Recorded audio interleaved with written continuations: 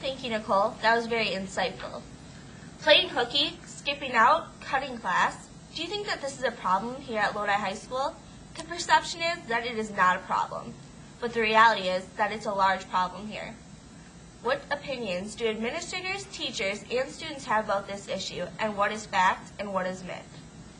To get teachers' perspective, I selected a mixture of both veteran teachers and new teachers. The two teachers that I decided to interview were Mrs. Bircher, an English teacher, and Mr. Reinwan, the physical education teacher. I thought by doing this you could see a more 4D look at the issue rather than just one teacher and one opinion. One issue where I've definitely needed to look at more than one opinion is why do you think students cut class? Mrs. Bircher said they might feel something in their personal life is more important than the class, even though school should be their first priority. When I asked Mr. Reinwan the same question, he said they find other things to do, or everyone's doing it.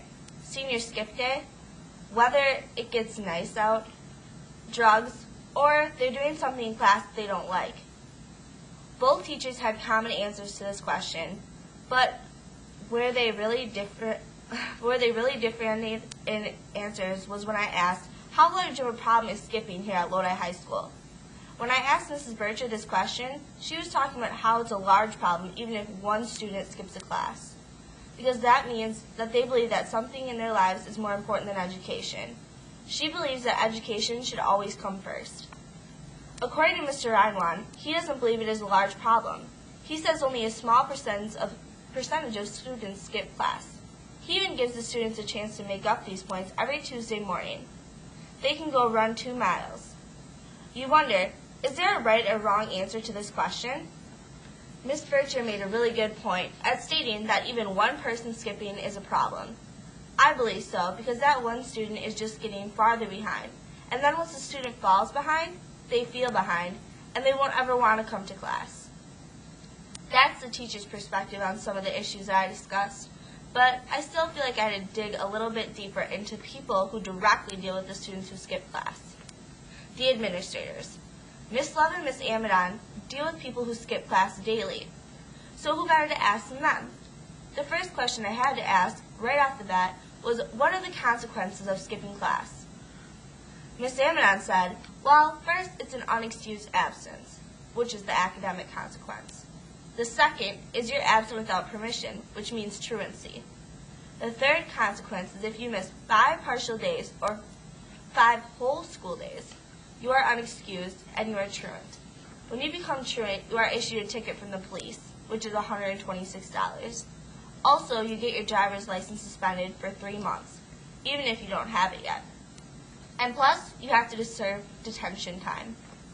Also, what I found quite interesting is she also stated that if you miss 10 or more school days in the whole year, by law, the school can require a doctor's note for any more absences. If you do not bring a doctor's note after being told to do so, then any more absences are unexcused, and when you get 5 of them, you become truant. Another question that I was wondering about was what classes are most commonly skipped. Ms. Love said that first block is the most commonly skipped class. Not necessarily intentionally, but a lot of kids oversleep and decide to come to school late. When I asked Ms. Amadon the same question, after looking at her attendance on the SASE system, that there's usually quite a few during first block with the oversleepers, but she said fourth block usually has quite a bit more. I believe the reason that fourth block usually has more than other blocks is because students don't come to class. It's because they want to get out early because it's the end of the day. Though that took out a little bit deeper into the story, the people you really need to hear from are the students. Not only the students that decide to skip class, but other students to see their reactions on this issue. The first student that I interviewed was John Greshens. He's a junior at Lodi High School. The real question I wanted to know is why do you believe that students skip? He said, I don't know, there's a lot of reasons I guess, but he said they just want to hang out with their friends or find something better to do. Then I took a poll of 25 students at random, asking them what they thought the main reason was for skipping class, and the greatest percentage was 12 students, which said drugs, alcohol, and tobacco, which is what I was trying to get across with the interviewed students, But I think they were afraid to say anything like that because with their names not being anonymous, they were afraid of getting in trouble. Another question that I wanted to ask John, though, was do you think that students skipping class is a problem here at Lodi High School, more than it is at other schools? He says that since we're a smaller school, he thinks there's less number of people who skip, but possibly the same percentage. Do you think that skipping is a problem at Lodi High School? This reporter believes that it is, with all the consequences such as possible truancy to just missing the class works that day, and missing work that you can't make up.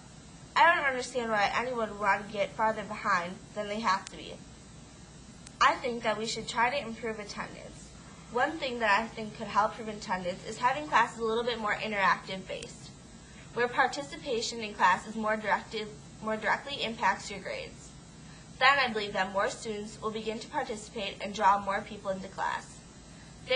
These are just my beliefs on this issue, which isn't even the major point of this story. I'm just trying to make you aware that this is an issue, and you need to develop an opinion on it. Now over to Justina with the story about cell phones. Thanks, Karlie. It's 23 minutes into third hour, and to the right of me, I hear someone's phone going off, and then I happen to glance to the left, and I see someone hiding their phone under the desk texting. The teacher is completely clueless that this is all going on, and he continues giving a speech in the front of the room. The sounds of the keys going off, and then the sounds of the phones vibrating can be such a distraction to people trying to do the work in class. The high school principal, Miss Love, believes cell phones in class disrupt students' learning. If it was up to her, she would still not allow students to even carry the cell phones on her or on them in class. She believes they are a huge distraction to not only the students using them, but to other students in the classroom. When a student gets their cell phone taken away in school, a number of times, there is 3 steps taken to try to reduce the amount of cell phones being used in class.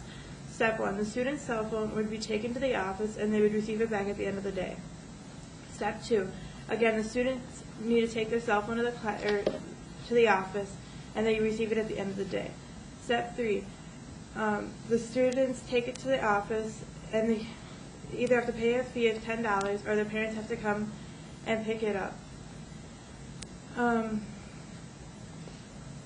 Ms. Love believes that this is a big problem in our school and it is continuing to grow. When students have to pay the $10 fee, the money goes into the school funds. The options of paying the $10 fee started because many parents would not come to pick up the cell phones, so the school had to make another option that would be available to the students. Ms. Amadon also feels the same way as Ms. Love, where cell phones are a big distraction in class. Ms. Amadon reports that 5 to 10 cell phones are taken away each day. She also states that she would not allow cell phones in class even if it was up to her. I talked with a student about the issue to get a different point of view. The student states, I believe that even with the rule about cell phones and the fines, many students still don't care. Out of each class, I will see at least 5 students out with their cell phones at the same time. I think many of the students realize it, but just given up on caring about cell phones getting taken away. They know they will do it, but still don't care whether or not it gets taken away. Many students use texting as a way to get a hold of their parents, like if they need to get work clothes brought to them, or they need to know who's picking them up. And many teachers will not let them use the school phones for things like that. So it's just easier for students to use cell phones as a handier way to get a hold of them. I feel high school students are old enough to make their own decisions about using cell phones in class. It's going to be their own fault if they end up with a low grade in class because of it.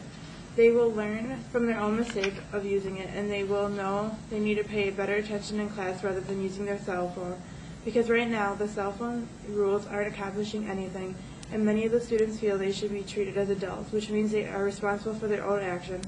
So as you can see, the problem in our school, but the question is, what can be done to improve the issue? Now to Nicole about early graduation. Thank you.